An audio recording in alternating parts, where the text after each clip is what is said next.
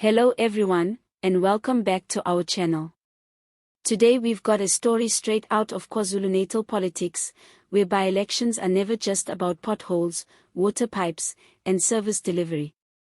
No, in eThekwini's Ward 64, the by-election held on the 17th of September 2025 turned into a political thriller, complete with accusations of voter fraud, rival parties trading insults, and the Independent Electoral Commission scrambling to keep control of the situation. On paper, the event was supposed to be simple. Residents of Ward 64 went to the polls to choose a new councillor who could hopefully address their most pressing problems, things like broken infrastructure, chronic water shortages, and service failures that have dragged on for years. Instead of walking away with a clear winner and renewed hope, the community has been left with a storm of controversy that cast doubt on the entire process. It all started when MK party members, acting as observers at one of the polling stations, flagged what they claimed was a major irregularity. According to them, an ANC supporter who did not even live in Ward 64 was allowed to cast a ballot. For those not familiar with the rules, let me explain. Your right to vote in a ward is tied to residency.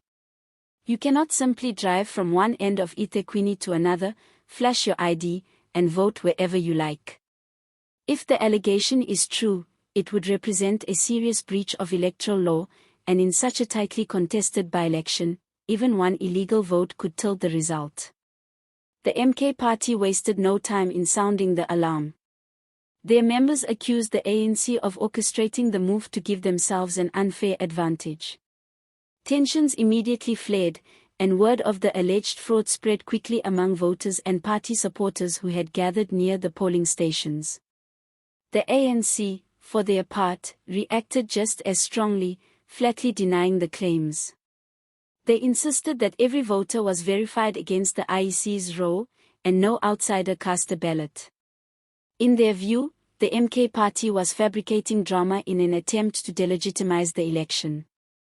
Essentially, the ANC accused their rivals of crying wolf, of creating a crisis where none existed, or for political leverage. And this is where the story shifts from a local squabble to something much bigger. KwaZulu-Natal has become a hotbed of political rivalry, with the ANC and the MK party fighting tooth and nail for influence. The MK party, riding the legacy and charisma of Jacob Zuma, has been chipping away at ANC dominance, especially in rural and peri-urban areas. By-elections like Ward 64 are not just about winning a councillor seat. They are about sending a message: who is gaining ground, and who is losing it. So, when MK party observers raised the alarm, the stakes went through the roof.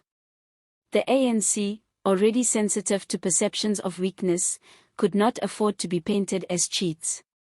The MK party, desperate to prove themselves as defenders of democracy, latched onto the allegations as evidence that the old guard will never change.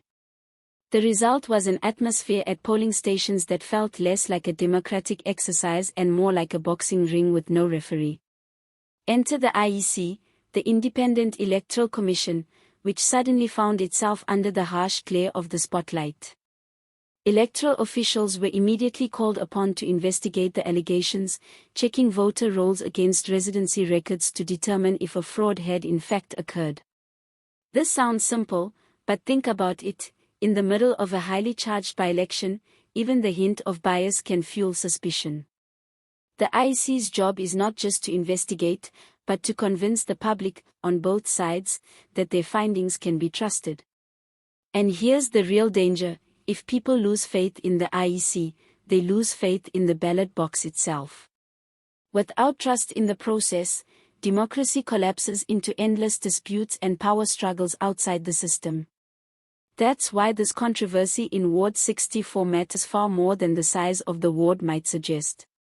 It is a test of how resilient South Africa's democratic institutions really are. Now, let's add a human element. Imagine being an ordinary Ward 64 resident. You show up to vote, hoping that maybe, just maybe, a new councillor can finally fix the broken pipes or clear the rubbish piling up on your street.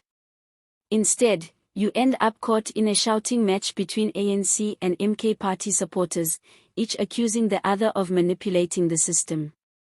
At that moment, your hope for better service delivery feels like an afterthought. And that is the real tragedy of this controversy.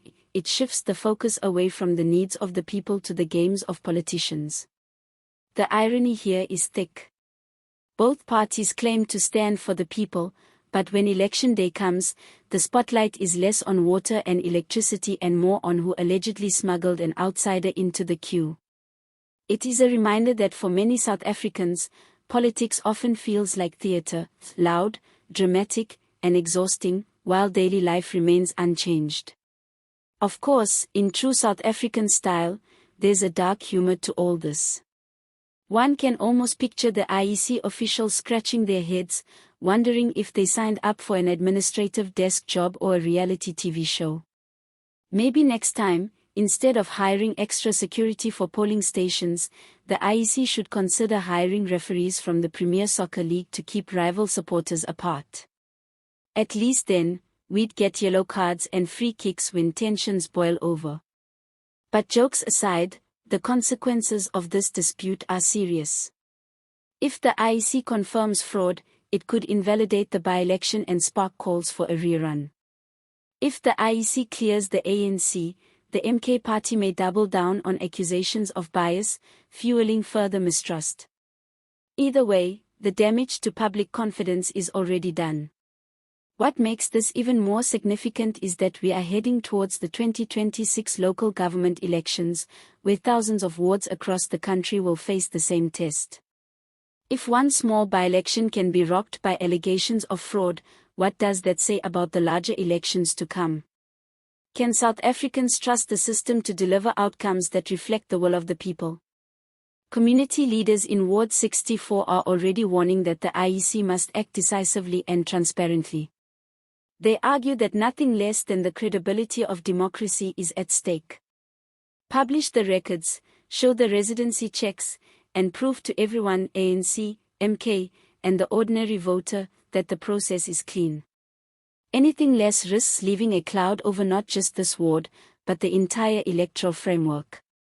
In the end, the by-election in Ward 64 may be remembered less for who won and more for the storm it unleashed. It is a reminder that democracy is fragile, especially in regions where political rivalry runs deep. It also highlights the urgent need for electoral reforms that make fraud not only impossible but unthinkable. So, what do you think? Was this a genuine case of voter fraud, or just another round of political mudslinging in KwaZulu-Natal's never-ending power struggles? Share your thoughts in the comments below, we'd love to hear from you.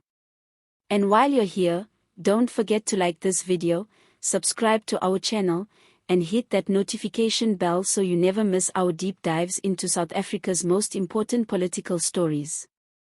Thank you for watching, and as always, see you next time.